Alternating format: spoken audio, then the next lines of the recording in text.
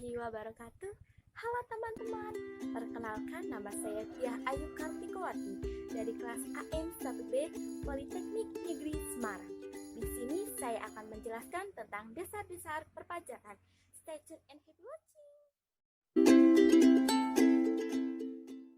Undang-Undang Nomor 9 Tahun 2009, pajak adalah kontribusi wajib kepada negara yang terutang oleh orang pribadi atau badan yang bersifat memaksa berdasarkan undang-undang tidak mendapat imbalan secara langsung untuk keperluan negara bagi kemakmuran rakyat. Selanjutnya, unsur-unsurnya ada 4. Yang pertama, iuran dari rakyat untuk negara. 2. Berdasarkan undang-undang. 3. Tanpa imbalan langsung. Dan 4. Untuk membiayai rumah tangga negara.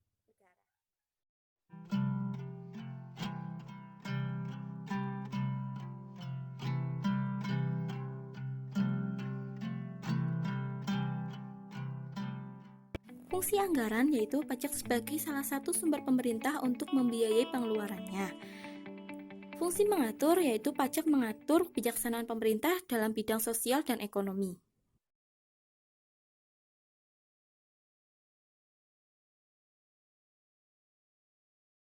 Pemungutan pajak. Yang pertama, syarat keadilan.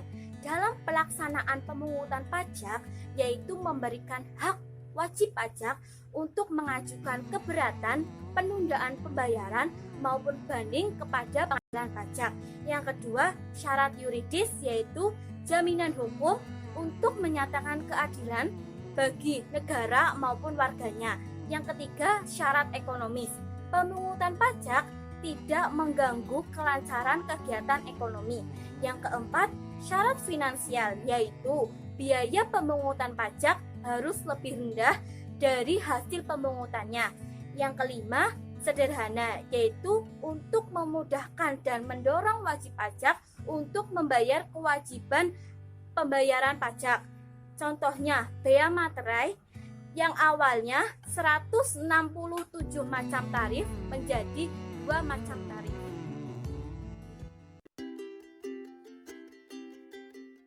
Teori yang pertama, teori asuransi. Pajak diibaratkan sebagai premi asuransi karena rakyat memperoleh jaminan keselamatan jiwa, harta benda, haknya dari negara. Yang kedua, teori kepentingan, yaitu semakin besarnya kepentingan wajib pajak kepada negara, maka semakin besar pula pajak yang harus dibayarkan. Yang ketiga, teori daya pikul, yaitu sesuai dengan daya pikul masing-masing wajib pajak. Ada 2 pendekatan, yang pertama pendekatan objektif, yang kedua pendekatan subjektif. Yang keempat, teori bakti, yaitu wajib pajak sadar dan membayar pajak merupakan kewajiban. Yang kelima, teori asas daya beli, yaitu menarik daya beli rumah tangga masyarakat untuk rumah tangga negara yang akan disalurkan kepada rakyat. Kedudukan hukum pajak. Menurut Dr. Andes Rahmat Sumitro, yang pertama, hukum perdata mengatur hubungan individu dengan individu lain. Yang kedua, hukum publik, yaitu hukum yang mengatur hubungan pemerintah dengan rakyatnya. Ada 4, yaitu hukum tata negara, hukum tata usaha, hukum pajak, dan hukum pidana. Jadi, kedudukan hukum pajak merupakan bagian dari hukum publik. Hukum pajak material yaitu norma-norma hukum pajak, contohnya Undang-Undang Pajak Penghasilan. Hukum pajak formil yaitu realita dari pajak material, contohnya ketentuan umum dan tata cara perpajakan.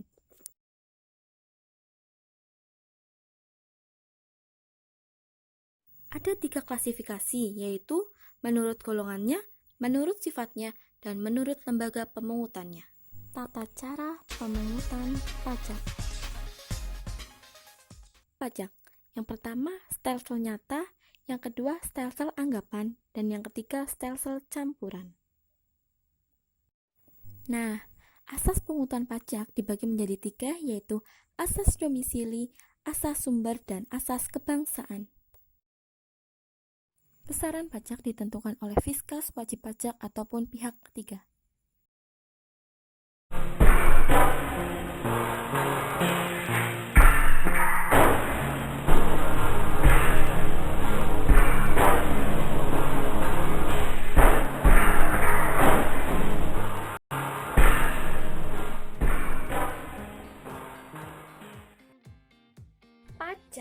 timbul dikarenakan satu, ajaran formil, yaitu karena keluarnya surat ketetapan oleh Fiskas. Yang kedua, ajaran material karena berlakunya undang-undang. Hapusnya pajak dikarenakan oleh satu, pembayaran, dua, kompensasi, tiga, daluarsa, dan empat, pembebasan dan penghapusan.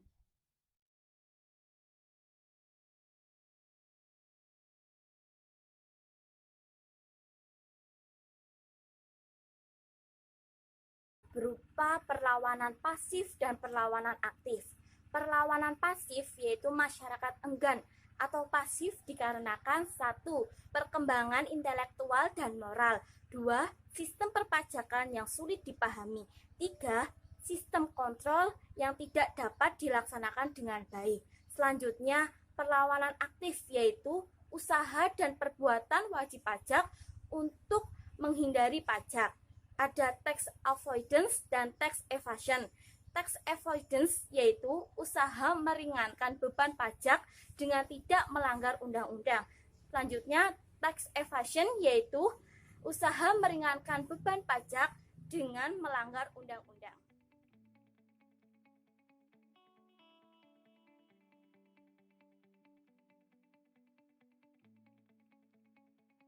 Pertama, tarif sebanding berupa persentase jumlah yang dikenai pajak.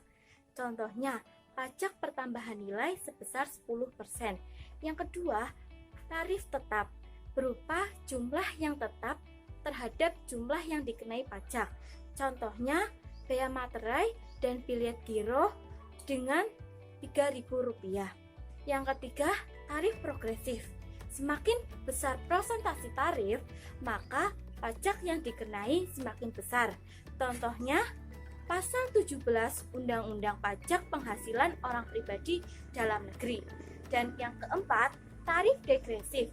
Tarif yang semakin kecil apabila jumlah yang dikenai pajak semakin besar. Penghasilan kena pajak dan tarif pajaknya. Sampai dengan 50 juta, tarif pajaknya 5%. Di atas 50 juta sampai 250 juta, tarif pajaknya 15%.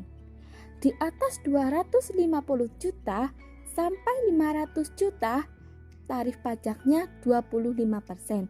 Dan di atas 500 juta, tarif pajaknya sebesar 30%. Tarif progresif.